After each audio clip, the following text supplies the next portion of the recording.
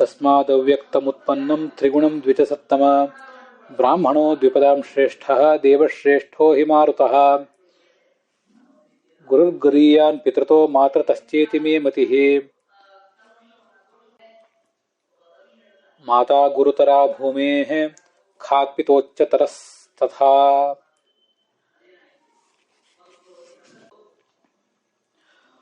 ವಯಂ ಪುರಾ ಶ್ರೀಮದನಷ್ಟಬುದ್ಧಯೋ ಜಿಹೀರ್ಷಯಾಸ್ಯ ಇತರೇತರಸ್ಪೃಹದಃ ಗ್ರಂಥಃ ಪ್ರಜಾಸ್ವ ಅಪಿ ನಿರ್ಘ್ನಾಃ ಪ್ರಭೋ ಮೃತ್ಯುಂ ಪರಂ ತ್ವಾಮಗಣಯ್ಯ ದುರ್ಮದಾಃ.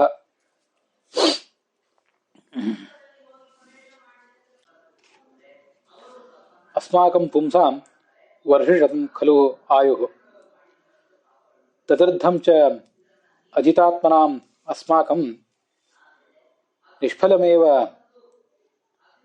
ಭೂಭವೀತಿ ಯತ್ ವಯಂ ರಾತ್ರ್ಯಾಂ ಅಂಧಂತಮಃ ಪ್ರಾಪಿತಾಃ ಕ್ಷೇಮಹೆ ಮುಗ್ಧಾನಾಂ ಅಸ್ಮಾಕಂ ಬಾಲ್ಯೆ ಕೌಮಾರೆ ಚ 20 ಕ್ರೀಡತಾಂ ಯಾತಿ ತದನಂತರಂ ಚ ಜರಯಾ ಗ್ರಸ್ತದೇಹಾನಾಂ ಸರ್ವೇಷಾಂ ಅಸ್ಮಾಕಂ ಅಕಲ್ಪಾನಾಂ ಸರ್ವಕರ್ಮಸು ಅಪರಾ 20 ಪ್ರಯಾತ್ಯೇವ ದುರಾಪೂರೇಣ ಕಾಮೇನ ಮೋಹೇನ ಚ ಬಲೀಯಸಾ ಗೃಹೇಷು ಸಕ್ತಾನಾಂ ಬ್ರಾಹ್ಮರಾಣಾಂ ಅಸ್ಮಾಕಂ ಶೇಷಂ 10 ವರ್ಷಾತ್ಮಕಮಪಿ ಪ್ರಮಾದೇನೈವ ಪ್ರಯಾತಿ. ಕಥಂ ವಾ ಸರ್ವೇ ವಯಂ ಭಗವತಃ ಮಹಿಮಾ ವಾಚಕಾನಿ ಶಾಸ್ತ್ರಾಣಿ ಶೃಣವಾಮ ಕದಾಚ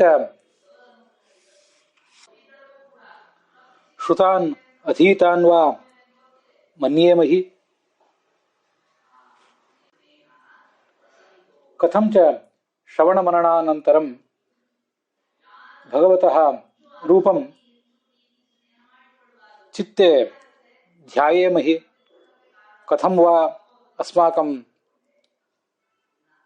ಶಾಸ್ತ್ರಜನ್ಯಂ ಪರೋಕ್ಷಜ್ಞಾನಂ ಭವೇತ್ ಕಥಂ ವಾ ಮಾನಸಾಪರೋಕ್ಷಃ ಕಥಂತರಾಂ ವಾ ಸ್ವರೂಪಾಪರೋಕ್ಷಃ ಭವೇತ್ ಕಥಂ ಭಗ್ನ ಲಿಂಗದೇಹಾಃ ಭಗವತಃ ಚರಣಾರವಿಂದಂ ಲಭೇಮಹಿ. ಸರ್ವೇಷಾಂ ಏತೇಷಾಂ ಪ್ರಶ್ನಾನಾಂ ಉತ್ತರಂ ಭಾಗವತ ಗ್ರಂಥೆ ಮಹಾಮುನಿನಾ ವೇದವ್ಯಾಸೇನ ಪ್ರಣೀತೆ ಲಭ್ಯತೆ. ಭಾಗವತಂ ಗ್ರಂಥಂ ವಿಸ್ತೃತರೂಪೇಣ ಪಠಿತುಂ ಅಕಲ್ಪಾನಾಂ ಚ ಭಾಗವತ ಸಾರೋದ್ಧಾರ ಗ್ರಂಥೆ ಅವಧೂತ ಶಿರೋಮಣಿನಾ ವಿಷ್ಣುತೀರ್ಥೇನ ಸಂಪ್ರಣೀತೆ ಅಪಿ ಉತ್ತರಾಣಿ ದ್ರಷ್ಟುಂ ಶಕ್ಯಂತೆ. ಅತಯೇವ ವೈರಾಗ್ಯ ಪ್ರಕರಣಂ ಇತಿ ಪ್ರಕರಣಂ ಪ್ರಾರಭ್ಯ ತತ್ರ ವೈರಾಗ್ಯೋತ್ಪಾದಕಾನ್ ನಾನಾವಿಧಾನ್ ಶ್ಲೋಕಾನ್ ನೈಕೈಃ ಮುನಿಭಿಃ ರಾಜಭಿರ್ವಾ ಪ್ರಣೀತಾನ್ ಸಂಜಗ್ರಾಹ ವಿಷ್ಣುತೀರ್ಥಃ. ಅಥಾತಃ ಅಯಂ ಷಡಶೀತಿತಮಃ ಶ್ಲೋಕಃ 86ನೇಯ ಶ್ಲೋಕ ಭಾಗವತ ಸಾರೋದ್ಧಾರ ಗ್ರಂಥೆ 86ನೇ ಶ್ಲೋಕ ಇದು. ಮತ್ತೆ ಅಲ್ಲಿ 10ನೇ ಸ್ಕಂದದ 83ನೇ ಅಧ್ಯಾಯದ 12ನೇ ಶ್ಲೋಕ ಕೂಡ. ಜರಾಸಂಧ ಎಲ್ಲ ರಾಜರನ್ನು ಕೂಡ ಬಂಧಿಸಿಟ್ಟಿದ್ದಾನೆ. ಆ ರಾಜರು ಬಂಧನದಿಂದ ಮುಕ್ತರಾದ ಮೇಲೆ ಭಗವಂತನಿಗೆ ಹೇಳುವಂಥ ಒಂದು ಮಾತಿದು. ನಾವು ಕೂಡ ಜರಾಸಂಧನಿಗೆ ಕಡಿಮೆ ಏನಿರಲಿಲ್ಲ. ಜರಾಸಂಧ ನಮ್ಮನ್ನು ಶೋಷಿಸಿದ್ದ, ನಾವು ಮತ್ತೊಬ್ಬರನ್ನ ಶೋಷಿಸಿದ್ದೆವು. ಇನ್ನೂ ಹೆಚ್ಚಿನ ಸಂಪತ್ತನ್ನು ಅಪಹರಿಸಬೇಕು ಅಂತ ಪರಸ್ಪರ ಸ್ಪರ್ಧೆ ಮಾಡ್ತಾ ಇದ್ದೆವು. ಈ ಜಗತ್ತು ಸೃಷ್ಟಿ ಆಗುವುದಕ್ಕಿಂತ ಮುಂಚೆನೇ ಇದ್ದಂಥವನು ನೀನು. ಪರಂ ಮೃತ್ಯು, ಶ್ರೇಷ್ಠ ಮೃತ್ಯು, ಆದಿ ಮೃತ್ಯು ಅಂತ ಕರೆಸ್ಕೊಂಡವನು. ನಿನ್ನ ಅಸ್ತಿತ್ವವನ್ನೇ ಲೆಕ್ಕಿಸಿದೆ.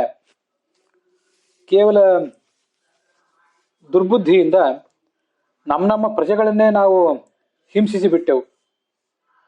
ನಮಗೆ ಯಾವಾಗ ಈ ಒಂದು ಬಿಡುಗಡೆ ಆಗುವುದು? ಅದು ನೀನೀಗ ನಮ್ಮೆದುರಿಗೆ ಬಂದೆ, ಆದ್ರಿಂದ ಆಯಿತು.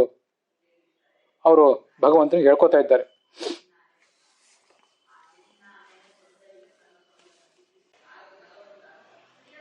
ರಾಜರು, ಆಡಳಿತಗಾರರು ಮೃತ್ಯುವಶರಾದ್ರಿ, ಅವರು ಮದವಶರಾದರೆ, ವಿವೇಕ ಕಳೆದುಕೊಂಡ್ರೆ ಏನಾಗಬಹುದು ಅಂತ ಅನ್ನೋದನ್ನ ಬೇರೆಯವರು ಬೇಕಾಷ್ಟು ಹೇಳಬಹುದು. ಆದರೆ ಸ್ವಯಂ ಆ ರಾಜರೇ ತಮ್ಮ ಅನುಭವದಿಂದ ಕಂಡುಕೊಂಡದ್ದನ್ನ ಹೇಳ್ತಾ ಇದ್ದಾರೆ. ಇದು ಎಲ್ಲ ರಾಜರಿಗೂ, ಎಲ್ಲ ಆಡಳಿತಗಾರರಿಗೂ ಕೂಡ ಒಂದು ಮಾದರಿಯಾದಂತಹ ಮಾತಾಗಬೇಕು.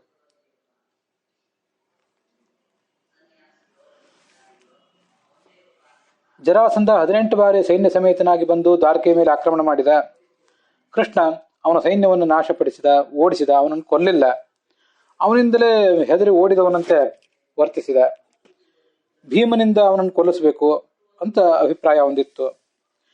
ಒಂದು ಬಾರಿ ಬಲರಾಮನು ಕೂಡ ಜರಾಸಂಧನನ್ನ ಸದೆ ಬಡಿಬೇಕು ಅಂತ ಹೊರಟಾಗ, ಬೇಡ, ಈ ಜರಾಸಂಧ ಮತ್ತಷ್ಟು ಸೈನ್ಯವನ್ನು ನಮ್ಮ ಮೇಲೆ ಸಿದ್ಧಪಡಿಸಿಕೊಂಡು ಬಂದು ಆಕ್ರಮಣ ಮಾಡಲಿ, ಆಗ ಎಲ್ಲಾ ರಾಜರನ್ನು ಕೂಡ ನಾವು ಸದೆ ಬಡಿಬಹುದು, ದುಷ್ಟರನ್ನ ಸದೆ ಬಡಿಬಹುದು ಅಂತ ಆಲೋಚನೆ ಮಾಡಿದ ಕೃಷ್ಣ. ಬಲರಾಮನಿಗೆ ಅದನ್ನು ಹೇಳಿದ್ದ.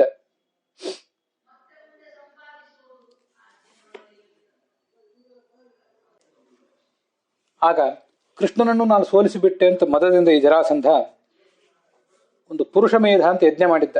22,800 ರಾಜರನ್ನ ಅಲ್ಲಿ ಬಂಧಿಸಿಟ್ಟಿದ್ದ. ಅಶ್ವಮೇಧದಲ್ಲಿ ಅಶ್ವವನ್ನು ಓಡಾಡಿಸಿ ಕೊನೆಗೆ ಅಶ್ವವನ್ನು ಬಲಿ ಕೊಡ್ತಾರೆ. ಪುರುಷ ಮೇಧದಲ್ಲಿ ಪುರುಷರ ಬಲಿ ಇಲ್ಲ. ಆದರೆ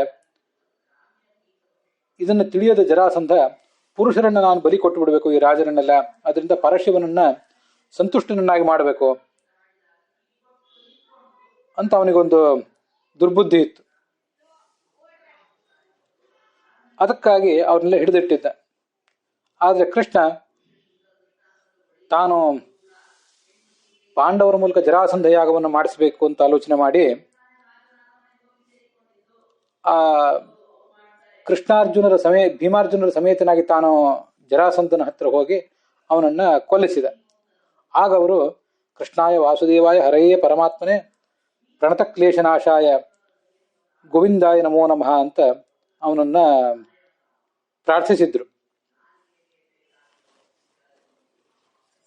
ತನ್ನನ್ನು ನಮಸ್ಕರಿಸಿದಂಥವರ ಭಕ್ತರ ದುಃಖವನ್ನು ನಾಶಪಡಿಸುವವನು ಈ ಭಗವಂತ. ಅಂಥ ಗೋವಿಂದನಿಗೆ ನಮಸ್ಕಾರ ಅಂತ ಅವ್ರು ಬೇಡ್ಕೊಂಡಿದ್ರು. ಅವರೇ ರಾಜರು, ಆಡಳಿತಗಾರರು ವಿಷಯದಲ್ಲಿ ಆಸಕ್ತರಾಗಿ ಬಿಟ್ರೆ ಏನಾಗ್ತದೆ ಅಂತ ಅನ್ನೋದನ್ನ ಹೇಳಿದ ಮಾತಿದು.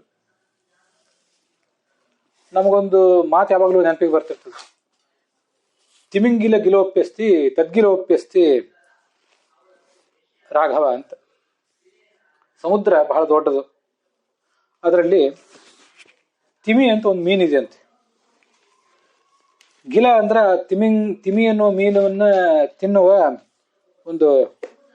ಇನ್ನೊಂದು ದೊಡ್ಡ ಮೀನು, ಅದು ತಿಮಿಂಗಿಲ. ಅದು ನಮಗೆ ಗೊತ್ತಿದೆ, ವೇಲ್ ಅಂತಾರೆ ಅದನ್ನ. ಆ ತಿಮಿಂಗಿಲವನ್ನು ತಿನ್ನುವ ಮೀನೂ ಇದೆ, ಅದನ್ನು ತಿನ್ನುವ ಮೀನು ಈ ಜಗತ್ತಿನಲ್ಲಿದೆ. ಜಗತ್ತು ಹೀಗೆ ನಡೀತಿರ್ತದೆ.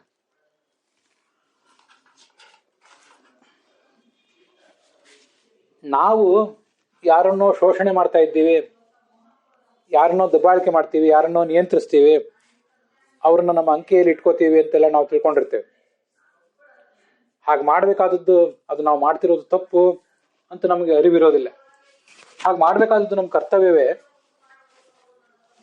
ಹಾಗೆ ಮಾಡಿ ಎಲ್ಲರನ್ನು ಅಂಕೆಯಲ್ಲಿ ಇಟ್ಕೊಂಡ್ರೆ ಅದು ನಮ್ಮ ಪರಾಕ್ರಮಕ್ಕೊಂದು ಹೆಗ್ಗಳಿಕೆ, ನಮ್ಮ ಬಲಕ್ಕೊಂದು ಹೆಗ್ಗಳಿಕೆ, ನಮ್ಮ ಸಂಪತ್ತು, ನಮ್ಮ ಬಲ, ಇದಕ್ಕೆಲ್ಲ ಅದು ಸೂಚಕ ಅಂತೆಲ್ಲ ನಾವು ಭ್ರಮಿಸಿರ್ತೇವೆ. ಯಾರೋ ಒಬ್ಬರ ಮೇಲೆ ನಮ್ಮ ದಬ್ಬಾಳಿಕೆ ನಾವು ನಡೆಸಿದ್ರೆ ಇನ್ನೊಬ್ರು ನಮ್ಮ ಮೇಲೆ ದಬ್ಬಾಳಿಕೆ ನಡೆಸುವವರು ಇರ್ತಾರೆ. ಇನ್ನೊಬ್ರು ನಮ್ಮ ಮೇಲೆ ದಬ್ಬಾಳಿಕೆ ನಡೆಸಿದಾಗ ಅವರನ್ನು ನಾವು ಬೈತೇವೆ. ನಾವು ಬಹಳ ಸಜ್ಜನರು, ನಮಗಿಂತ ತೊಂದರೆ ಕೊಟ್ಟುಬಿಟ್ಟಿದ್ದಾರಲ್ಲ ಇವರು ಅಂತ ಇನ್ನೊಬ್ರು ಯಾರೋ ಒಬ್ಬರನ್ನ ನಾವು ಬೈತೇವೆ. ಆದ್ರೆ ನಾವು ಕೂಡ ಯಾರೋ ಒಬ್ರಿಗೆ ತೊಂದರೆ ಕೊಡ್ತಾನೆ ಇರ್ತೇವೆ.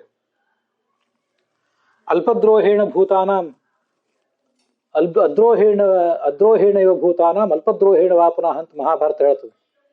ಯಾವ ಜೀವಕ್ಕೂ ದ್ರೋಹ ಮಾಡದೇ ಇರುವಂತೆ ಬದುಕಬೇಕು ಈ ಜಗತ್ತಿನಲ್ಲಿ.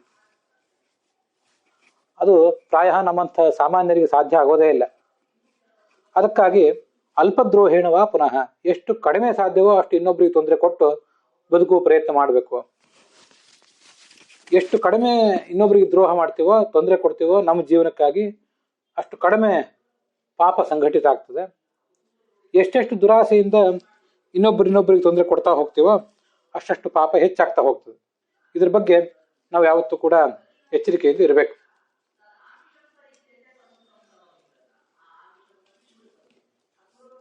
ಆತ್ಮನಃ ಪ್ರತಿಕೂಲಾನಿ ಪರಸ್ಯಾಪಿ ನ ಸಾಧಯೇತ್, ಅದು ಮಹಾಭಾರತದ ಮಾತೆ.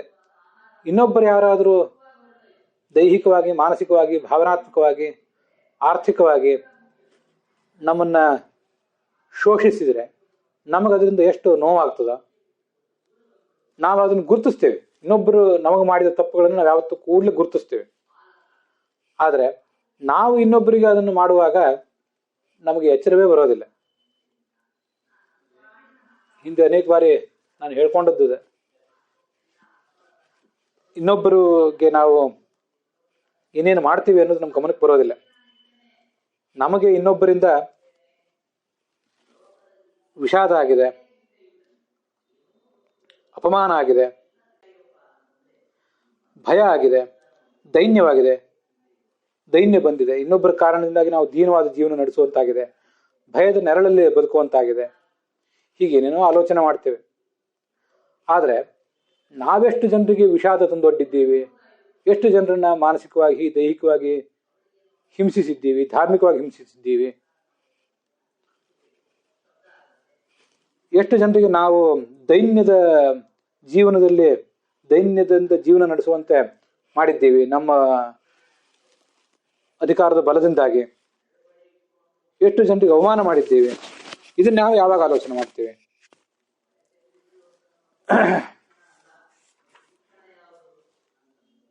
ಯಾರು ನಮ್ಮನ್ನು ಕೇಳಿದ ಕೂಡಲೇ ಇನ್ನೊಬ್ಬರಿಂದ ಆಗಿರುವ ತೊಂದರೆಗಳೆಲ್ಲ ನಮಗೆ ನೆನಪಿಗೆ ಬರ್ತವೆ. ನಮ್ಮ ಸುತ್ತಮುತ್ತಲಿರುವಂಥವ್ರು, ನಮ್ಮ ಕುಟುಂಬದಲ್ಲಿದ್ದವರು, ಸಮಾಜದಲ್ಲಿದ್ದವರು, ದೇಶದಲ್ಲಿದ್ದವರು, ವಿದೇಶದಲ್ಲಿದ್ದವರು, ಯಾರ್ಯಾರು ಏನೇನು ಮಾಡಿದ್ದಾರೆ ನಮಗೆ ಅಂತ ಒಂದು ದೊಡ್ಡ ಪಟ್ಟಿಯನ್ನೇ ನಾವು ತೆಗೆದಿಡ್ತೇವೆ. ಅಷ್ಟು ಪುಂಖಾನುಪುಂಖವಾಗಿ ಇನ್ನೊಬ್ಬರ ಮೇಲೆ ಆರೋಪ ಮಾಡ್ಲಿಕ್ಕೆ ನಾವು ತಯಾರಿದ್ದೇವೆ. ನಾವು ಮಾತ್ರ ಎಂದಿಗೂ ಯಾರಿಗೂ ಏನು ತೊಂದರೆ ಕೊಟ್ಟಿಲ್ಲ, ತುಂಬಾ ಸಜ್ಜನರು. ಪ್ರಾಯ ಸೃಷ್ಟಿಗೆ ಬಂದಾಗಿಂದ ಇಂದು ಮುಂದೆಯೂ ಯಾವತ್ತು ಹೀಗೆ ಸಜ್ಜನರಾಗೇ ಇರ್ತೇವೆ. ನಮ್ಮಿಂದ ಏನು ತೊಂದರೆನೇ ಯಾರಿಗೂ ಆಗಿಲ್ಲ.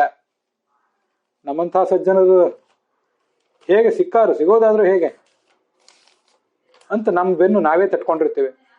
ನಮಗೆ ಪ್ರಮಾಣ ಪತ್ರ ನಾವೇ ಕೊಟ್ಕೊಂಡಿರ್ತೇವೆ. ಆದರೆ ಯಾರಾದರೂ ಒಬ್ಬರನ್ನ ಶೋಷಿಸದೆ ನಾವು ಜೀವನ ನಡೆಸುವುದೇ ಸಾಧ್ಯ ಇಲ್ಲ ಅನ್ನುವ ಪರಿಸ್ಥಿತಿಗೆ ನಾವು ಇವತ್ತು ಬಂದಿದ್ದೇವೆ. ಇಂಥದ್ರಲ್ಲಿ ತಮ್ಮ ಜೀವಮಾನಕ್ಕಾಗಿ ಇನ್ನೊಬ್ಬರ ಕಿಸೆ ಕತ್ತರಿಸಿ, ಇನ್ನೊಬ್ಬರ ಮನೆಗೆ ಕನ್ನ ಹಾಕಿ ಬದುಕುವವರು, ಇನ್ನೊಬ್ಬರ ಮನಸ್ಸು ಬುದ್ಧಿಗಳಿಗೆ ಕನ್ನ ಹಾಕಿ ಬದುಕುವವರಿಗೆ ಏನು ದುರ್ಗತಿ ಆಗ್ತದೆ ಅಂತ ಹೇಗೆ ಹೇಳಬೇಕಾಗಿದೆ? ನಮ್ಮ ಪ್ರಜಾ ಅಪಿ ನಿರ್ಘೃಣಾ, ನಮ್ಮ ಪ್ರಜೆಗಳನ್ನ, ನಮ್ಮ ಬಡಪಾಯಿಗಳಾದಂತಹ ಪ್ರಜೆಗಳನ್ನ ನಾವೇ ತೊಂದರೆಗೀಡು ಮಾಡಿದೆವು. ಕ್ಷತ್ರಿಯ ಧರ್ಮ, ರಾಜಧರ್ಮ, ನಮ್ಮ ರಾಜ್ಯದ ವಿಸ್ತಾರ, ರಾಜ್ಯದ ಗಡಿಯ ರಕ್ಷಣೆ, ಹೀಗೆಲ್ಲ ನೆಪದಿಂದ ಬುದ್ಧಿ ಕಳ್ಕೊಂಡು ಇನ್ನೂ ಹೆಚ್ಚಿನ ಸಂಪತ್ತು ಸಂಪಾದನೆ ಮಾಡಬೇಕು ಅಂತ ಆಲೋಚನೆ ಮಾಡಿ ಇನ್ನೊಬ್ಬರ ಸಂಪತ್ತನ್ನು ಅಪಹರಿಸಬೇಕು ಅಂತ ನಿಶ್ಚಯಿಸಿ ಪರಸ್ಪರ ಹೋರಾಟ ಮಾಡಿದೆವು. ಜಿಹೀರ್ಷಯಾಸ್ಯಾಹ ಇತರೇತರ ಸ್ಪೃಧಃ. ಯಾರ್ಯಾರೋ ಬಡಪಾಯಿಗಳನ್ನ ನಾವು ಹಿಂಸಿಸಿದೆವು. ಅವರ ಜುಟ್ಟು ನಮ್ಮ ಕೈಯಲ್ಲಿತ್ತು, ಅವರ ಜೀವನ ನಮ್ಮ ಕೈಯಲ್ಲಿತ್ತು. ನಮ್ಮ ಜೀವನ ಇನ್ನೊಬ್ಬರ ಯಾರ್ದೋ ಕೈಯಲ್ಲಿ ಬಂದು ಸಿಕ್ಕಿಕೊಂಡಿತ್ತು ಈಗ ಈ ಜರಾಸಂಧನಂತ ಒಂದು ಕೈಯಲ್ಲಿ. ಆದ್ರೆ ಈ ಎಲ್ಲ ಬಡಪಾಯಿಗಳ, ನಮ್ಮ ಆ ಜರಾಸಂಧನಂಥವರ ತಿಮಿಂಗಿಲದ ಎಲ್ಲರ ಜೀವವೂ ಕೂಡ ಪರಮಾತ್ಮನ ಕೈಯಲ್ಲಿದೆ. ಯಾಕೆಂದ್ರೆ ಅವನು ಪರಂ ಮೃತ್ಯು ಅಂತ ಕರೆಸ್ಕೊಂಡಿದ್ದಾನೆ ಅಂತನ್ನುವುದನ್ನ ನಾವು ಗಮನಿಸಲೇ ಇಲ್ಲ. ಅವನನ್ನ ಬೃಹದಾರಣ್ಯಕ ಉಪನಿಷತ್ತು ಮೃತ್ಯುರಸ್ಯ ಆತ್ಮಾ ಭವತೆ, ಈ ಚತುರ್ಮುಖ ಬ್ರಹ್ಮನಿಗೂ ಕೂಡ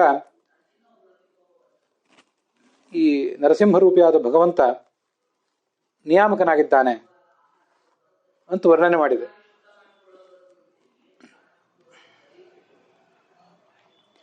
ನೈನಂ ಮೃತ್ಯಾತ್ಮಕೋ ಮೃತ್ಯು ಆಪ್ನೋತಿ ಹರಿಸೇವನಾಥ್ ಯಸ್ಮಾನ್ ನೃಸಿಂಹೋ ಮೃತ್ಯೋಶ್ಚ ಮೃತ್ಯುರಾತ್ಮಾಸ್ಯ ವೈಭವೇತ್ ಆತತತ್ವಾತ್ ತಥಾತ್ರತ್ವಾತ್ ಆತ್ಮಾಸೌ ಬ್ರಹ್ಮಣ ಸ್ಮೃತಃ ನೃಸಿಂಹಸ್ಯ ಸದಾ ಜ್ಞಾನಾತ್ ಧ್ಯಾನಾಚ್ಯ ತದನುಗ್ರಹಾತ್. ಆ ಭಾಷ್ಯದಲ್ಲಿ ಅದನ್ನು ಹೇಳ್ತಾರೆ.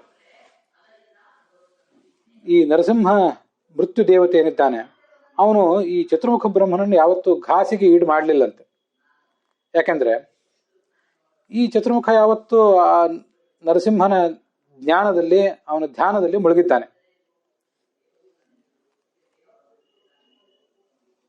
ಆದ್ರಿಂದ ಆ ಚತುರ್ಮುಖ ಬ್ರಹ್ಮನಿಗೆ ಅವನದೇನೂ ಹಾನಿ ಆಗಲಿಲ್ಲ. ವಸ್ತುತಃ ಈ 31,104 ಕೋಟಿ ವರ್ಷಗಳ ಚತುರ್ಮುಖ ಬ್ರಹ್ಮನ ಆಯುರ್ಮಾನ ಮುಗಿದ ಮೇಲೆ ಅವನು ಹೋಗಲೇಬೇಕು. ಆದ್ರೆ ಹೋಗ್ತೀನಿ ಅಂತ ಅವನಿಗೆ ಮೊದಲೇ ಗೊತ್ತಿದೆ. ಅವನು ಈ ಸೃಷ್ಟಿಗೆ ಬಂದಾಗಿನಿಂದ ನಾನು ಒಂದು ದಿವಸ ಹೋಗ್ಬೇಕಾಗಿದೆ ಅನ್ನೋದು ಗೊತ್ತಿದ್ದೇ ಇದೆ. ಆ ಪರಮೃತ್ಯು ಏನಿದೆ, ಆ ಮೃತ್ಯುವಿನ ಅರಿವಿಲ್ಲದೆ ಅವನು ಬದುಕೇ ಇಲ್ಲ. ಯಾವತ್ತೂ ಅದರ ಜ್ಞಾನದಲ್ಲೇ ಧ್ಯಾನದಲ್ಲೇ ಅವನು ಬದುಕಿದ್ದಾನೆ. ಆದ್ರಿಂದ ಅವನಿಗೆ ದುಃಖವೂ ಆಗಲಿಲ್ಲ. ಯಾವತ್ತೂ ಪರಮಾತ್ಮನ ಕೈಯಲ್ಲಿರುವ ಆಟದ ಗೊಂಬೆಗಳು ನಾವು ಅಂತ ಅವನು ಭಾವಿಸಿದ್ದರಿಂದ ಅವನು ಬೇರೆ ಯಾರಿಗೂ ತೊಂದರೆಯೂ ಕೊಟ್ಟಿಲ್ಲ ಚತುರ್ಮುಖ ಬ್ರಹ್ಮ. ಹಾಗೆ ತುಂಬಾ ಅದ್ಭುತವಾದಂತಹ ಧಾರ್ಮಿಕವಾದ ಜೀವನ ನಡೆಸಿದವನು ಅವನು. ಜೀವಕೋಟಿಯಲ್ಲಿ ಅತ್ಯಂತ ರುಜುವಾದಂತಹ ಧಾರ್ಮಿಕವಾದಂತಹ ಇನ್ನೊಬ್ಬರಿಗೆ ಹಾನಿ ಮಾಡದೆ ಬದುಕುವಂತಹ ಒಂದು ಸೌಭಾಗ್ಯ ಏನಾದರೂ ಇದ್ರೆ ಅದು ಚತುರ್ಮುಖ ಮತ್ತೆ ಮುಖ್ಯ ಪ್ರಾಣರು. ಅದು ರುಜು ಮಾರ್ಗ. ಕೆಳಗ್ ಬಂದಂತೆ ಆ ಆರ್ಜವ ಅದು ಹೊರಟೋಗ್ತದೆ. ಆರ್ಜವ ಪ್ರಾಮಾಣಿಕತನ ಹೊರಟೋಗಿ ಅನಾರ್ಜವ ಅಪ್ರಾಮಾಣಿಕತನ ನುಸುಳುತ್ತಾ ಹೋಗ್ತದೆ ನಮ್ಮ ನಡೆ ನುಡಿಗಳಲ್ಲಿ. ದೇವತೆಗಳಲ್ಲಿಯೂ ಕೂಡ ಅಂಥದ್ದು ಯಾವಾಗಾದ್ರೂ ಒಂದು ಬಾರಿ ದೈತ್ಯಾವೇಶದಿಂದ ಅಂಥ ಪ್ರವೃತ್ತಿಗಳು ಕಾಣಬಹುದು. ತೀರಾ ಕಡಿಮೆ ಅನ್ನಬೇಕು. ಮನುಷ್ಯರಾಗಿ ಹುಟ್ಟಿ ಬಂದಂತಹ ನಮಗೆ ಮಾತ್ರ ಇನ್ನೊಬ್ಬರನ್ನ ತೊಂದರೆಗೆ ಈಡು ಮಾಡದೆ ಹೋದ್ರೆ ಎಲ್ಲಿ ನಮ್ಮ ಕರ್ತವ್ಯ ಚ್ಯುತಿ ಆಗ್ತದೋ ಅನ್ನುವಂತೆ ಯಾವತ್ತೂ ಇನ್ನೊಬ್ಬರನ್ನ ನಾನಾ ವಿಧವಾಗಿ ಹಿಂಸಿಸ್ತಾನೆ ನಾವು ಬದುಕಿದ್ದೀವಿ. ನಮ್ ಗತಿ ಏನಾಗಬೇಕು? ಕೃಷ್ಣನನ್ನ ಸ್ವಯಂ ನೋಡಿ ಆತನ ಕಾಲಿಗೆ ಎರಗೆ ಕೃಷ್ಣಾಯ ವಾಸುದೇವಾಯ ಅಂತ ಪ್ರಖ್ಯಾತವಾದ ಶ್ಲೋಕವನ್ನ ಹೇಳಿ ಆತನ ಸ್ತುತಿಸಿದ ರಾಜರು ಹೀಗೆ ಹೇಳ್ಕೊಂಡಿದ್ದಾರೆ. ಕಣ್ತೆರೆಸುವ ಮಾತದು. ಈಗಿನ ಆಡಳಿತಗಾರರು, ಈಗಿನ ಶ್ರೀಮಂತರು, ರಾಜಕಾರಣಿಗಳು ಎಲ್ಲರೂ ಕೂಡ ಆತ್ಮವಿಮರ್ಶೆ ಮಾಡಿಕೊಂಡು ನೋಡ್ಬೇಕಾದ ಮಾತದು. ನಮ್ಮ ಹೆಗ್ಗಳಿಕೆಗಾಗಿ, ನಮ್ಮ ಅಧಿಕಾರದ ಲಾಲಸಿಗಾಗಿ ಪ್ರಜೆಗಳನ್ನು ನಾವು ಎಷ್ಟು ತರ ಹಿಂಸಿಸ್ತಾ ಇದ್ದೀವಿ. ಬೌದ್ಧಿಕವಾಗಿ ಅವರನ್ನು ಹಿಂಸಿಸ್ತಾ ಇದ್ದೀವಿ, ಆರ್ಥಿಕವಾಗಿ ಹಿಂಸಿಸ್ತಾ ಇದ್ದೀವಿ, ದೈಹಿಕವಾಗಿಯೂ ಹಿಂಸಿಸ್ತಾ ಇದ್ದೀವಿ. ಪ್ರಜೆಗಳು ಬೌದ್ಧಿಕವಾಗಿಯೂ ಬಡಪಾಯಿಗಳು. ಇನ್ನೊಬ್ರು ಯಾರು ಏನು ಮಾತು ಹೇಳ್ತಾರೆ ಅದನ್ನೇ ನಂಬುವಂತಹ ಸ್ಥಿತಿಯಲ್ಲಿ ಈ ಜನ ಎಲ್ಲ ಇರ್ತಾರೆ. ಆ ಜನರಲ್ಲಿ ಒಡಕು ಉಂಟು ಮಾಡಿ ದೈಹಿಕವಾಗಿ ಆರ್ಥಿಕವಾಗಿ ಅವರನ್ನು ಶೋಷಿಸಿ ಅವ್ರದನ್ನೇ ಕಿತ್ಕೊಂಡು ಮತ್ತೆ ಅವ್ರಿಗೆ ಕೊಟ್ಟು ತಾವು ಬಡವರ ಬಂಧುಗಳು ಅಂತ ಹೊಗಳಿಸಿಕೊಂಡು ಬದುಕ್ತಾ ಇದ್ದಾರೆ. ಹಾಗೆ ನಮಗೆ ಟೀಕೆ ಮಾಡುವ ಪ್ರಸಂಗ ಬಂದಾಗ ರಾಜಕಾರಣಿಗಳನ್ನ ಚೆನ್ನಾಗಿ ಪುಷ್ಕಳವಾಗಿ ಟೀಕೆ ಮಾಡ್ತೀವಿ, ಆಡಳಿತಗಾರರನ್ನು.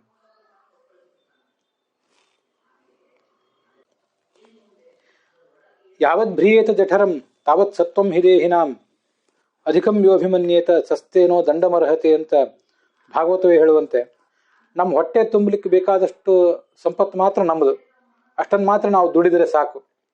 ಹೆಚ್ಚಿನದನ್ನು ದುಡಿದಾಗ, ಹೆಚ್ಚಿನ ಸಂಪತ್ತು ನಮಗೆ ಬಂದಾಗ ಅದು ನಮಗೆ ಬೇಡವಾದ್ದು, ಸಮಾಜಕ್ಕೆ ಅದನ್ನು ಕೊಡ್ಬೇಕು. ನಾವು ಅದನ್ನು ನಾವು ಅಪೇಕ್ಷೆ ಪಟ್ಟರೆ, ಅದನ್ನು ದುಡಿದರೆ, ಅದನ್ನು ನಮ್ಮ ವೈಭೋಗಕ್ಕಾಗಿ ನಾವು ಬಳಸಿದರೆ ನಾವು ಕಳ್ಳರೇ ಸರಿ, ನಮಗೆ ಶಿಕ್ಷೆ ಆಗಬೇಕು. ಅಭ್ಯುಷ್ಣಾತ್ ಸಹೃತಾಧನ್ಯಾತ್ ಅಚ್ಛಿದ್ರಾಚ್ಯವ ವಾಸಸಃ ಅಧಿಕಂ ಯೋಭಿಮನ್ಯೇತ ಸಸ್ತೇನೋ ದಂಡಮರ್ಹತಿ ಅಂತ ಮನುಸ್ಮೃತಿಯಲ್ಲೂ ಒಂದಿದೆ. ಒಂದಿಷ್ಟು ಬಿಸಿ ಅನ್ನ, ಅದಕ್ಕೊಂದಿಷ್ಟು ತುಪ್ಪ, ಹರಿಯದಿರುವ ಬಟ್ಟೆ, ಹರಿದು ಚಿಂದಿ ಆಗಿರಬಾರ್ದು. ಅದೇನು ಬಹಳ ಪ್ರಕಾಶಮಾನವಾಗಿರ್ಬೇಕಾಗಿಲ್ಲ, ವೈಭವೋಪೇತವಾಗಿರ್ಬೇಕಾಗಿಲ್ಲ. ಒಂದು ಸಾಮಾನ್ಯವಾದ ಬಟ್ಟೆ, ಇದಕ್ಕಿಂತ ಹೆಚ್ಚಿನದನ್ನು ಯಾರಾದರೂ ಬಯಸಿದರೆ ಅವನು ಕಳ್ಳ, ಅವನನ್ನ ದಂಡನೆಗೀಡು ಮಾಡಬೇಕು ಅಂತ ಮನುಸ್ಮೃತಿಯು ಕೂಡ ಹೇಳ್ತದೆ. ನಾವೆಲ್ಲ ಇವತ್ತೇನು ಅನೇಕ ಐಷಾರಾಮಿ ವಸ್ತುಗಳನ್ನು ಇಟ್ಕೊಂಡು ಬದುಕ್ತಾ ಇದ್ದೇವೆ. ಇದರಲ್ಲಿ ಎಷ್ಟು ಬಾರಿ ಇನ್ನೊಬ್ಬರನ್ನು ನಾವು ಶೋಷಿಸಿಲ್ಲ, ಇದನ್ನು ನಾವು ನಮ್ಮನ್ನ ನಾವೇ ಕೇಳ್ಕೋಬೇಕು. ನಮ್ಗಿಂತ ಕೆಳಗಿನವರನ್ನ ಶೋಷಿಸಿದ್ದೀವಿ, ನಮಗೆ ಸಮಾನರಾದವ್ರ ಜೊತೆಗೆ ಸ್ಪರ್ಧೆ ಮಾಡಿದ್ದೀವಿ. ಅವರು ಒಂದು ಯಾವುದಾದ್ರೂ ವಸ್ತು ತಂದ್ರೆ ಅದಕ್ಕಿಂತ ಹೆಚ್ಚಿನ ವಸ್ತುವನ್ನು ನಾವು ತರಬೇಕು, ನಾವು ಇನ್ನು ವೈಭವದಿಂದ ಬದುಕಬೇಕು ಅಂತ ಪರಸ್ಪರ ಸ್ಪರ್ಧೆ ಮಾಡಿದ್ದೇವೆ. ಕೆಲವು ಬಾರಿ ಕೇವಲ ಸ್ಪರ್ಧೆ ಮಾಡಿ ನಾವು ದುಡಿತೀವಿ, ನಾವು ಗಳಿಸ್ತೇವೆ, ಸ್ಪರ್ಧೆ ಮಾತ್ರ, ಅದು ಪಾಪವೇ. ಇನ್ನು ಕೆಲವು ಬಾರಿ ಇನ್ನೊಬ್ಬರು ಗಳಿಸಿದ್ದನ್ನ, ಇನ್ನೊಬ್ಬರು ನಮಗೆ ಸಮಾನರಾದವರು ಶ್ರೀಮಂತರಾದವರು ಗಳಿಸಿದ್ದನ್ನ ನಾವು ನಾನಾ ರೀತಿಯಿಂದ ಅಪಹಾರ ಮಾಡ್ತಿದ್ದೇವೆ. ನಮಗಿಂತ ಕೆಳಗಿನವರು ಕಷ್ಟಪಟ್ಟು ಗಳಿಸಿದ್ದನ್ನ, ಕಷ್ಟಪಟ್ಟು ದುಡಿದು ಗಳಿಸಿದ್ದನ್ನ ಕೆಲವು ಬಾರಿ ನಾವು ಕಿತ್ಕೊಂಡು ತಿಂತಾ ಇದ್ದೇವೆ. ಇವೆಲ್ಲ ಥರದ ಪಾಪಗಳನ್ನು ನಾವು ಮಾಡ್ತಾ ಇದ್ದೇವೆ. ಆ ಮೃತ್ಯು ಶಬ್ದವಾಚ್ಯನಾದ ಭಗವಂತನನ್ನು ನಾವು ಕಾಣ್ತಾ ಇಲ್ಲ. ಸಯೇಷ ಮೃತ್ಯುಶ್ಚ ಅಮೃತ್ಯುಶ್ಚ ಅಂತ ಕೂಡ ಐತರಿಯ ಉಪನಿಷತ್ತು ಅವನನ್ನ ವರ್ಣನೆ ಮಾಡ್ತದೆ. ಭಗವಂತನೇ ನಮಗೆ ಮೃತ್ಯುವೂ ಹೌದು, ಅಮೃತ್ಯುವೂ ಹೌದು. ಈ ಸಂಸಾರದಲ್ಲಿ ನಾವು ಎಚ್ಚರ ತಪ್ಪಿದ್ರೆ, ಮತ್ತೆ ಎಚ್ಚರ ತಪ್ಪದೇ ಇದ್ರೂ ಕೂಡ ಒಂದು ಕಾಲಕ್ಕೆ ನಮ್ಮನ್ನ ಕರ್ಕೊಂಡು ಹೋಗುವವನೇ ಅವನು.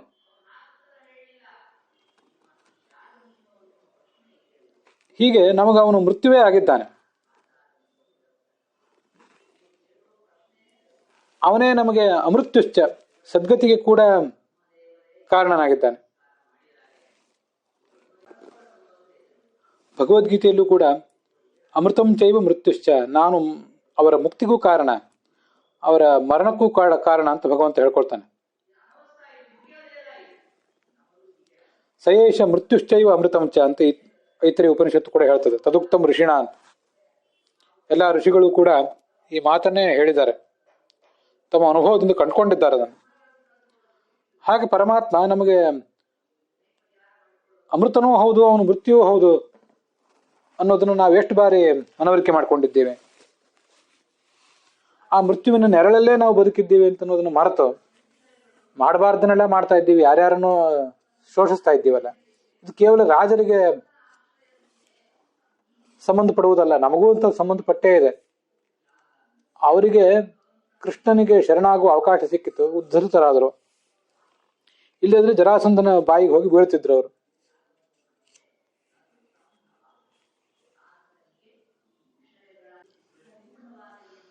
ದಾನಂ ಭೋಗೋ ನಾಶಃ ತಿಸ್ರೋ ಗತಯೋ ಭವಂತಿ ವಿತ್ತಸ್ಯ ಯೋ ನ ದದಾತಿ ನ ಭುಂಕ್ತೆ ತಸ್ಯ ತೃತೀಯ ಗತಿರ್ಭವತಿ ವಿತ್ತಸ್ಯ ಅಂತ ಸಂಸ್ಕೃತ ಸುಭಾಷಿತ ಹೇಳ್ತದೆ. ಧನಕ್ಕೆ ಮೂರೇ ಗತಿ ಅಂತ. ಒಂದು ದಾನ, ಇನ್ನೊಬ್ರಿಗೆ ಕೊಡೋದು. ಭೋಗ, ನಾವು ಅನುಭವಿಸೋದು. ಕೊನೆಗೆ ಹಾಳಾಗುವುದು ಅಂತ ಇನ್ನೊಂದು ಗತಿ. ಒಬ್ಬ ಯಾರಾದರೂ ಬೇಕಾಷ್ಟು ದುಡ್ಡು ಗಳಿಸಿದ್ದಾನೆ, ತಾನು ದಾನ ಮಾಡಲಿಲ್ಲ, ಭೋಗನೂ ಮಾಡಲಿಲ್ಲ ಜಿಪುಣತನದಿಂದ, ಅಂಥವನ ದುಡ್ಡು ಮೂರನೇ ಗತಿಯನ್ನೇ ಹೊಂದಬೇಕು, ಅದಕ್ಕೆ ಬೇರೆ ಗತಿಯೇ ಇಲ್ಲ. ಅದು ಹಾಳಾಗೇ ಹೋಗ್ಬೇಕು ಅಂತ. ಒಂದು ವೇಳೆ ತಾನು ಭೋಗಿಸಿದ್ರೂ ಕೂಡ ದಾನವೂ ಕೊಟ್ಟ ಅಥವಾ ದಾನ ಕೊಡದೆ ಭೋಗಿಸಿದ,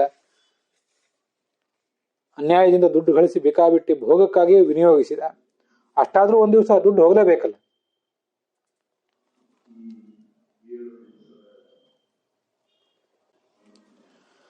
ಅಂತೂ ಅದು ಒಂದ್ ದಿವಸ ಅಂಥ ದುಡ್ಡು ಕೂಡ ಹೋಗಲೇಬೇಕು, ಬೇರೆ ಮಾರ್ಗವೇ ಇಲ್ಲ. ನಾವು ಕೃಷ್ಣನಿಗೆ ಶರಣಾಗತರಾಗದೆ ಹೋದ್ರೆ, ನಮ್ಮ ಸಂಪತ್ತನ್ನು ಹಾಗೆ ಧರ್ಮಕ್ಕಾಗಿ ವಿನಿಯೋಗ ಮಾಡದೆ ಹೋದ್ರೆ, ಜರಾಸಂಧನಂಥ ನೀಚರು ನಮ್ಮ ದುಡ್ಡನ್ನು ಒಂದು ದಿವಸ ಹೊತ್ಕೊಂಡು ಹೋಗ್ತಾರೆ. ನಮ್ಮ ಪ್ರಾಣ, ನಮ್ಮ ಮಾನ, ನಮ್ಮ ಧನ ಎಲ್ಲವೂ ಕೂಡ, ನಮ್ಮ ತನು ಮನ ಧನ ಎಲ್ಲವೂ ಕೂಡ ಅಂಥವರಿಗೆ ಬಲಿಯಾಗಿ ಹಾಳಾಗಿ ಹೋಗ್ತದೆ. ನಮ್ಮ ಜೀವಮಾನ ವ್ಯರ್ಥ ಆಗ್ತದೆ ಅಂತ ಅದ್ರ ತಾತ್ಪರ್ಯ. ತಯೇವ ಕೃಷ್ಣಾದ್ಯ ಗಂಭೀರ ರಂಹಸ ದುರಂತ ವೀರ್ಯೇಣ ವಿಚಾಲಿತಾ ಶ್ರಿಯಾ ಕಾಲೇನ ತದ್ವೈ ಭವತೋನುಕಂಪಯ ವಿನಷ್ಟ ದರ್ಪಾಹ ಚರಣೌ ಸ್ಮರಾಮಹೇ. ಅವರೇ ಹೇಳುವಂಥ ಮತ್ತೊಂದು ಶ್ಲೋಕ. 10ನೇ ಸ್ಕಂದದ 83ನೇ ಅಧ್ಯಾಯದಲ್ಲಿ 13ನೇ ಶ್ಲೋಕ ಇದೆ. ಅಲ್ಲಿ 9 ಮತ್ತು 10ನೇ ಶ್ಲೋಕಗಳು ಹೀಗೊಂದು ಕೆಲವು ಕೇಳಿ ಬರ್ತವೆ. ಅದನ್ನು ಅವಧೂತ ಶಿರೋಮಣಿಗಳು ಉದ್ಧರಿಸಿದ್ದಾರೆ. ನೈವನಾಥಾಭ್ಯಸೂಯಾಮಹ ಅಂತ. ಜರಾಸಂಧ ನಮ್ಮ ರಾಜ್ಯವನ್ನು ಕಸಿದ ಅಂತ ನಾವ್ಯಾಕೆ ಆ ಜರಾಸಂಧನ ಬಗ್ಗೆ ಸಿಟ್ಟು ಮಾಡ್ಕೋಬೇಕು? ಒಳ್ಳೇದೇ ಆಯ್ತಲ್ಲ. ನಮ್ಮ ಸಂಪತ್ತನ್ನು ಯಾರೋ ಕಳ್ಳಕಾಕರು ದೋಚುವುದು, ಜರಾಸಂಧ ದೋಚುವುದು, ಮತ್ತಾರೋ ನೀಚರು ದೋಚುವುದು ಭಗವಂತನ ಅನುಗ್ರಹಕ್ಕೆ ಸಂಪಾದನೆಗೆ ಅದು ದಾರಿ ಆದರೆ ಆ ಸಂಪತ್ತು ಹೋಗಿದ್ದು ಒಳ್ಳೇದೇ ಆಯ್ತು. ನಾವು ಆ ರಾಜ್ಯ ಸಂಪತ್ತಿನಲ್ಲಿ ಒಂದು ವೇಳೆ ಕುರುಡರಾಗಿದ್ರೆ ಆ ಜರಾಸಂಧ ಹೇಗೆ ಕೊನೆಗೂ ಮಂಗಳವನ್ನು ಕಾಣದೆ ಹಾಳಾಗಿ ಹೋಗ್ತಾನೋ ಹಾಗೆ ನಾವು ಹಾಳಾಗಿ ಹೋಗ್ತಿದ್ದೆವು. ನಿನ್ನ ಮಾಯೆಗೆ ನಾವು ಬದ್ಧರಾಗಿದ್ದೇವೆ. ತ್ವನ್ಮಾಯಾ ಮೋಹಿತಾಹ. ಈ ಅನಿತ್ಯವಾದ ಸಂಪತ್ತನ್ನ ಶಾಶ್ವತ ಅಂತ ತಿಳ್ಕೊಂಡು ನಾವು ಹಾಳಾಗಿ ಹೋಗ್ತಿದ್ವಿ. ಆದರೆ ಜರಾಸಂಧ ನಮ್ಮ ರಾಜ್ಯವನ್ನು ಕಸಿಯುವಂತೆ ಮಾಡಿ ನಮಗೊಂದಿಷ್ಟು ಭಕ್ತಿ ಬರುವಂತೆ, ವೈರಾಗ್ಯ ಬರುವಂತೆ ಮಾಡಿದವನು ನೀನು. ಸಂಪತ್ತಿನ ಮದದಿಂದ ನಾವೇ ಕುರುಡರಾಗಿ ಬಿಟ್ಟಿದ್ದೆವು. ಶ್ಲೋಕದ ಅರ್ಥ ಇದೆ. ಈಗಿನ ಈ ಶ್ಲೋಕದ ಅರ್ಥ 87ನೇ ಶ್ಲೋಕದ ಅರ್ಥ ಇದೆ. ನಾವೇ ಈಗ ರಾಜ್ಯಭ್ರಷ್ಟರಾಗಿದ್ದು ಯಾರಿಂದ? ಜರಾಸಂಧನಿಂದ ಅಲ್ಲ. ಜರಾಸಂಧ ಇಲ್ಲಿ ಒಂದು ಕೇವಲ ನಿಮಿತ್ತ ಮಾತ್ರ. ಕೌರವರನ್ನು ನಾಶ ಮಾಡಲಿಕ್ಕೆ ಅರ್ಜುನ ಭೀಮರು ಹೇಗೆ ನಿಮಿತ್ತನೋ ಹಾಗೆ ಧರ್ಮ ಕಾರ್ಯ ಆಗ್ಲಿಕ್ಕೂ ನಾವೆಲ್ಲರೂ ನಿಮಿತ್ತರು ಮಾತ್ರ, ಅಧರ್ಮ ಆಗ್ಲಿಕ್ಕೂ ನಾವೇ ನಿಮಿತ್ತರು ಮಾತ್ರ. ಆದ್ರೆ ಅದರ ಫಲಗಳನ್ನು ನಮಗೆ ಕೊಡ್ತಾನೆ ಭಗವಂತ, ನಮ್ಮನ್ನು ನಿಮಿತ್ತವನ್ನಾಗಿ ಮಾಡ್ಕೊಂಡು ಅನ್ನೋದು ಗೊತ್ತಿರಬೇಕು. ನಾವು ನಿಮಿತ್ತ ಮಾತ್ರ, ಆದ್ರಿಂದ ನಮಗೇನು ತೊಂದರೆ ಇಲ್ಲ, ತೊಂದರೆ ಇರುವುದೆಲ್ಲ ಇನ್ನೊಬ್ರಿಗೆ ಅಂತ ಭಾವಿಸಬಾರದು. ಕಾಲನಾಮಕನಾದ ನಿನ್ನಿಂದ ಇದೆಲ್ಲ ಆಗಿದ್ದುದು. ಕಾಲೇನ ತದ್ವೈ ಭವತೋನು ಕಂಪಯ. ಅಸಾಧ್ಯವಾದ ವೇಗ ನಿನ್ನದು. Time and tide waits for nobody ಅಂತಂತಾರೆ ಇಂಗ್ಲಿಷ್ನಲ್ಲಿ. ಕಾಲ ಮತ್ತು ಪ್ರವಾಹ ಯಾವತ್ತೂ ಯಾರಿಗೂ ಕಾಯೋದಿಲ್ಲ ಅಂತದ್ದು. ಎಲ್ಲಿ ಏನೇ ಆಗಲಿ, ಯಾರೇ ಸಾಯಲಿ, ಯಾರೇ ಹುಟ್ಟಲಿ, ಯಾರೇ ಅಧಿಕಾರಕ್ಕೆ ಏರಲಿ, ಯಾರೇ ಅಧಿಕಾರದಿಂದ ಬೀಳಲಿ, ಎಲ್ಲಿ ಏನೇ ನಡೆದ್ರೂ ಕಾಲ ಮಾತ್ರ ಈ ಹಿಂದಿನ ಕ್ಷಣದಲ್ಲಿ ಇದ್ದ ಕಾಲ ಈಗಿಲ್ಲ, ಈಗಿದ್ದದ್ದು ಮುಂದಿಲ್ಲ, ಮುಂದೆ ಹೋಗ್ತಾನೇ ಇರ್ತದೆ ಆ ಕಾಲ ಅಂತ. ಅಸಾಧ್ಯವಾದ ವೇಗ ಆ ಕಾಲದ್ದು, ನಿಲುಗಡೆಯೇ ಇಲ್ಲ ಕಾಲಕ್ಕೆ. ಮತ್ತೆ ಆ ಕಾಲನಾಮಕನಾದ ಪರಮಾತ್ಮಂದು ಅಪಾರವಾದ ಶಕ್ತಿ ಕೂಡ. ದುರಂತ ವೀರ್ಯ, ಅಂತಹ ಶಕ್ತಿ ಉಳ್ಳಂಥ ಕಾಲನಾಮಕನಾದ ಪರಮಾತ್ಮ ನಿನ್ನಿಂದ ಕಳ್ಕೊಂಡದ್ದು ನಾವು ರಾಜ್ಯ, ಜರಾಸಂಧನಿಂದ ಅಲ್ಲ. ಆದ್ರೆ ನೀನೇ ಈಗ ಮತ್ತೆ ನಮ್ಮನ್ನ ಅನುಕಂಪೆಯಿಂದ ನಮ್ಮ ದರ್ಪಗಳನ್ನು ಮುರಿದಿದ್ದೆ. ಆದ್ರಿಂದ ನಿನ್ನ ಪಾದಕಮಲಗಳನ್ನೇ ನಾವೀಗ ಸ್ಮರಿಸ್ತಾ ಇದ್ದೇವೆ. ವಿನಷ್ಟ ದರ್ಪಾಹ ಚರಣೌ ಸ್ಮರಾಮಹೇ. ಇದು ತುಂಬಾ ಸುಂದರವಾದಂಥ ಮಾತು. ಮಹಾಭಾರತದಲ್ಲಿ ಆ ಮಾತು ಬಂದಿದೆ, ಹಿಂದೆ ಅನೇಕ ಬಾರಿ ನೋಡಿದ್ದೇವೆ. ಕಾಲಃ ಪಚತಿ ಭೂತಾನಿ ಸರ್ವಾಣ್ಯೇವ ಮಹಾಮತೆ ಅಂತ ವ್ಯಾಸರು ಅರ್ಜುನನಿಗೆ ಹೇಳಿದ ಮಾತು. ಎಲ್ಲಾ ಜೀವಿಗಳನ್ನು ಕೂಡ ಈ ಕಾಲನಾಮಕನಾದ ಪರಮಾತ್ಮ ಪಕ್ವರನ್ನಾಗಿ ಮಾಡ್ತಾ ಇರ್ತಾನೆ. ಅಸ್ಮಿನ್ ಮಹಾಮೋಹಮಯೇ ಕಟಾಹೇ ಸೂರ್ಯಾಗ್ನಿನ ರಾತ್ರಿ ದಿವೇಂಧನೇನ ಮಾಸತ್ತು ದರ್ವೀ ಪರಿಘಟ್ಟನೇನ ಭೂತಾನಿ ಕಾಲಃ ಪಚತಿ ಇತಿ ವಾರ್ತಾ. ಈ ಬ್ರಹ್ಮಾಂಡ ಅಂತನ್ನುವುದು ಒಂದು ದೊಡ್ಡ ಕಡಾಯಿ. ಸೂರ್ಯ ಅನ್ನೋದು ಇದಕ್ಕೊಂದು ಬೆಂಕಿ, ಕೆಳಗೆ ಹಾಕಿದ ಬೆಂಕಿ. ಹಗಲು ರಾತ್ರಿಗಳು ಇದಕ್ಕೆ ಉರುವಲು. ಮಾಸ ಮತ್ತು ಋತುಗಳು ಇವೆಲ್ಲ ಏನಿದೆಯಲ್ಲ, ಋತುಗಳು, ಪಕ್ಷಗಳು, ದಿನಗಳು, ಇವೇ ಸೌಟು. ಒಳಗೆ ಅಡಿಗೆ ಮಾಡಬೇಕಾದ್ರೆ, ಪಾತ್ರೆಯಲ್ಲಿ ಅಡಿಗೆ ಮಾಡಬೇಕಾದ್ರೆ ಒಂದು ಸೌಟಿನಿಂದ ಪದಾರ್ಥಗಳನ್ನ ತಿರುವುತ್ತಾರಲ್ಲ, ಇಲ್ಲಿ ತಳ ಹೊತ್ತಿ ಹಾಳಾಗಿ ಹೋಗ್ತದೆ ಪದಾರ್ಥ. ಆವಾಗ ಆ ಒಂದು ಸೌಟಿನಿಂದ ಅದನ್ನು ತಿರುವಿ ತಿರುವಿ ಅಡಿಗೆ ತಳ ಹೊತ್ತದಂತೆ ಮಾಡ್ತಾ ಇರ್ತಾರೆ. ಅವೇ ಈ ದಿನಗಳು, ಪಕ್ಷಗಳು, ಮಾಸಗಳು, ಋತುಗಳು ಇವೆಲ್ಲ. ಹೀಗೆ ಮಾಡ್ತಾ ಮಾಡ್ತಾ ಕಾಲನಾಮಕನಾದ ಪರಮಾತ್ಮ ಎಲ್ಲಾ ಭೂತಗಳನ್ನು ಪಕ್ವರನ್ನಾಗಿ ಮಾಡ್ತಾ ಇದ್ದಾನೆ. ಭೂತಾನಿ ಕಾಲಃ ಪಚರೀತಿ ವಾರ್ತಾ. ಇದೇ ದೊಡ್ಡ ವಾರ್ತೆ. ಇದನ್ನ ಬಿಟ್ಟು ಬೇರೆ ವಾರ್ತೆ ಆದ್ರೂ ಏನಿದೆ ಈ ಜಗತ್ತಿನಲ್ಲಿ? ದೇವತೆಗಳು, ಋಷಿಗಳು, ಪಿತೃಗಳು, ಚಕ್ರವರ್ತಿಗಳು, ಮನುಷ್ಯರು ಹೀಗೆ ಮುಕ್ತಿ ಯೋಗ್ಯರು, ಮುಕ್ತಿಗೆ ಹೋದವರು. ಆಮೇಲೆ ರಾಕ್ಷಸ, ಪಿಶಾಚ, ದೈತ್ಯ, ಮನುಷ್ಯಾಧಮರು ಅಂತೆಲ್ಲ ಏನು ನೀಚರಾದವರಿದ್ದಾರೆ, ತಮೋಯೋಗ್ಯರು. ಅವರೆಲ್ಲರನ್ನೂ ಹಿಡ್ಕೊಂಡು, ನಿತ್ಯ ಸಂಸಾರಿಗಳನ್ನು ಸೇರಿಸಿಕೊಂಡು ಜಗತ್ತಿನಲ್ಲಿ ಈ ಹಿಂದೆ ಯಾವುದೇ ಅಧಿಕಾರ ಸ್ಥಾನಕ್ಕೆ ಏರಲಿ, ಅಲ್ಲಿಂದ ಕೆಳಗೆ ಇಳಿಯಲಿ, ಯಾರೇ ಸಾಯಲಿ, ಯಾರೇ ಹುಟ್ಟಲಿ, ಯಾರೇ ಏನೇ ಸಾಧನೆ ಮಾಡಲಿ, ಬೌದ್ಧಿಕವಾದ ಸಾಧನೆ, ಸಾಮಾಜಿಕವಾದ ಸಾಧನೆ, ರಾಜಕೀಯದ ಸಾಧನೆ, ಎಂಥ ದೊಡ್ಡ ಸಾಧನೆಗಳನ್ನೇ ಮಾಡಲಿ, ಎಲ್ಲಿ ಯಾರದೇ ಸಂಪತ್ತನ್ನು ಕದಿಯಲಿ ಅಥವಾ ಕಳ್ಕೊಳ್ಳಲಿ, ಯಾರೇ ಏನಾದರೂ ಪ್ರವಚನ ಹೇಳಲಿ, ಮತ್ತಾರೇ ಕೇಳಲಿ, ಏನು ಮಾಡಿದ್ರು ನಾವು ಮಾಡುವ ಶ್ರವಣ, ಮನನ, ಧ್ಯಾನ ಎಲ್ಲವೂ ಇದೆಲ್ಲ ಭಗವಂತ ನಮ್ಮನ್ನು ಪಕ್ವರನ್ನಾಗಿ ಮಾಡುವ ವಿಧಾನ. ಒಂದೊಂದಕ್ಕೆ ಒಂದೊಂದು ರೀತಿಯಾದ ಪಾಕ. ಎಲ್ಲದಕ್ಕೂ ಒಂದೇ ಥರದ ಪಾಕ ಇಲ್ಲ. ಪದಾರ್ಥಗಳಿಗೆ ಎಲ್ಲದಕ್ಕೂ ಒಂದೇ ಥರದ ಪಾಕ ಇಲ್ಲ, ನಮಗಿದು ಗೊತ್ತಿದೆ. ಹಾಗೆ ಸಾತ್ವಿಕರಾದವರಿಗೆ ಒಂಥರದ ಪಾಕ, ರಾಜಸರಿಗೆ ಒಂಥರ ಪಾಕ, ತಾಮಸರಿಗೆ ಮತ್ತೊಂದು ಥರದ ಪಾಕ. ಎಲ್ಲರನ್ನೂ ಬೇರೆ ಬೇರೆ ಗತಿಗೆ ಕಳಿಸ್ಬೇಕಾಗಿದೆ ಪರಮಾತ್ಮ. ಭಕ್ಷ್ಯಭೋಜ್ಯಗಳು ಕಡಾಯಿಯಲ್ಲಿ ತಯಾರಾದದ್ದೆಲ್ಲ ಎಲ್ಲವೂ ಒಂದೇ ಎಲೆಗೆ ಹೋಗೋದಿಲ್ಲ. ಒಬ್ಬೊಬ್ರು ಒಂದೊಂದು ತಿರ್ತಿರ್ತಾರೆ. ಕೆಲವ್ರು ಹಾಕಿದ್ರು ಅದನ್ನ ಚೆಲ್ಲಿ ಬಿಟ್ಟು ಬಿಡ್ತಿರ್ತಾರೆ. ಅಂತೂ ಯಾರೇ ಎಲ್ಲೇ ಸಾಯಲಿ, ಹುಟ್ಟಲಿ, ಮತ್ತೇನೇ ಆಗಲಿ ಜಗತ್ತಿನಲ್ಲಿ ಎಲ್ಲರನ್ನೂ ಭಗವಂತ ಪಕ್ವರನ್ನಾಗಿ ಮಾಡುವ ವಿಧಾನ ಇದು. ರಾಜರು ಕಳ್ಕೊಂಡ್ರು, ಆದ್ರೆ ಅವರು ಮೊದಲು ಸೋತು ಆಮೇಲೆ ಗೆದ್ದರು. ಯಾಕಂದ್ರೆ ಕೃಷ್ಣನ ಭಕ್ತಿಯನ್ನೇ ಅವರು ಗೆದ್ದರು, ಕೃಷ್ಣನ ಮನಸ್ಸನ್ನು ಗೆದ್ದರು. ಜರಾಸಂಧ ಮೊದಲು ಗೆದ್ದು ಆಮೇಲೆ ಸೋತ. ಜರಾಸಂಧಂದು ಒಂದು ಪಾಕವೇ, ರಾಜರದು ಒಂದು ಪಾಕವೇ, ದುರ್ಯೋಧನ ಮೊದಲಾದವ್ರದ್ದು ಒಂದು ಪಾಕವೇ. ಅವರೂ ಈ ಕಡಾಯಿಯಲ್ಲಿದ್ದಾರೆ. ಜರಾಸಂಧ ಇದ್ದಾನೆ, ರಾಜರಿದ್ದಾರೆ, ಪಾಂಡವರು ಇದ್ದಾರೆ, ಪಾಂಡವರ ಮಕ್ಕಳಿದ್ದಾರೆ, ಪರೀಕ್ಷಿತ್ ಇದ್ದಾನೆ, ಜನಮೇಜಯ ಇದ್ದಾನೆ, ನಾವು ನೀವೆಲ್ಲ ಇದ್ದೀವಿ. ಆ ಕಡಾಯಿಯಲ್ಲೇ ಇದ್ದೀವಿ ನಾವು. ಅದಮ್ಯವಾದ ವೇಗ, ಎಷ್ಟು ವೇಗದಿಂದ ಆ ಸೌಟು ಒಳಗವನು ಕೈಯಾಡಿಸ್ತಾ ಇದ್ದಾನೆ. ಸೌಟ್ನಿಂದ ಶಕ್ತಿ ಎಷ್ಟು ಒಂದು. ಯಾರಾದರೂ ಆ ಕಡಾಯಿ ಒಳಗೆ ನಾವು ಇರೋದಿಲ್ಲ, ಅಲ್ಲಿಂದ ಹೊರಗೆ ಬರ್ತೀವಿ ಅಂತ ತಪ್ಪಿಸ್ಕೊಳ್ಳಿಕ್ಕೆ ಏನಾದ್ರು ಸಾಧ್ಯ ಇದೆಯೇನೋ? ಅಸ್ಮಿನ್ ಮಹಾಮೋಹಮಯೇ ಕಟಾಹೆ ಅಂತಾರೆ ಅದನ್ನು ವನಪರ್ವದ ಯಕ್ಷ ಪ್ರಶ್ನದಲ್ಲಿ. ಅತ್ಯಂತ ಮಾಯೆಯಿಂದ ಕೂಡಿದ ಒಂದು ದೊಡ್ಡ ಕಡಾಯಿ ಅಂತಿದ್ದು. ಬ್ರಹ್ಮಾಂಡದಲ್ಲಿ ನಮ್ಮನ್ನು ಭಗವಂತ ಹಾಕಿಟ್ಟಿದ್ದಾನಲ್ಲ, ಇದೇ ಒಂದು ದೊಡ್ಡ ಕಡಾಯಿ. ಸಂಸಾರ ಅನ್ನೋದೇ ಒಂದು ದೊಡ್ಡ ಕಡಾಯಿ. ಸಂಸಾರಕ್ಕೆ ನಾವು ಯಾಕೆ ಬರಬೇಕು? ನಾವಿಲ್ಲಿ ಬರೋದಿಲ್ಲ, ನಾವಿಲ್ಲಿ ಇರೋದಿಲ್ಲ, ಭಗವಂತನ ಪಾಕಕ್ಕೆ ನಾವು ಒಳಗಾಗೋದಿಲ್ಲ, ನಮಗಿದು ಬೇಡ ಅಂತ ಯಾರು ಹೇಳುವಂತನೇ ಇಲ್ಲ. ಅಲ್ಲಿದ್ದಾಗಲೂ, ಆ ಕಡಾಯಿಯಲ್ಲಿದ್ದಾಗಲೂ ಕೂಡ ನಾವು ಭಗವಂತ ನಮ್ಮನ್ನು ಹೀಗೆ ಮಾಡ್ತಿದ್ದಾನೆ ಅನ್ನೋ ಎಚ್ಚರ ಇಟ್ಕೊಂಡ್ಬಿಟ್ರೆ ಬಹಳ ಭಗವಂತನ ಅನುಕಂಪ ಆಗ್ತದೆ. ಅವನ ಚರಣ ಕಮಲಗಳನ್ನ ನಾವು ಸ್ಮರಿಸಿದಂತಾಗ್ತದೆ. ಇಟ್ಟಾಂಗೆ ಇರುವೇನೋ ಹರಿಯೇ ಅಂತ ಅದನ್ನೇ ಹೇಳೋದು. ನೀ ಇಟ್ಟಾಂಗೆ ಇರುವೆ, ನೀ ಹೇಗೆ ಇಟ್ಟಿರ್ತೀಯೋ ಹಾಗೆ ಇಟ್ಟಿರ್ತೇನೆ, ನಾವು ಹಾಗೆ ಇರ್ತೇವೆ. ನೀವು ಕಡಾಯಿಯಲ್ಲಿಟ್ಟರೆ ಕಡಾಯಿಯಲ್ಲಿ ಇರ್ತೇವೆ, ನೀನು ಬೆಂಕಿಗೆ ಹಾಕಿದ್ರೆ ಬೆಂಕಿಗೆ ಹೋಗ್ತೇವೆ. ಇಂಗ್ಲಿಷ್ನಲ್ಲಿ ಹೇಳ್ತಾರೆ from frying pan to fire ಅಂತ. ಒಲೆಯ ಮೇಲೆ ಕಡಾಯಿ ಇದೆ, ಆ ಕಡಾಯಿಯಿಂದ ತಪ್ಪಿಸಿಕೊಳ್ಳಿಕ್ಕೆ ಹೋದ್ರೆ ಕೆಳಗೆ ಬೆಂಕಿಗೆ ಬೀಳ್ಬೇಕಷ್ಟೆ.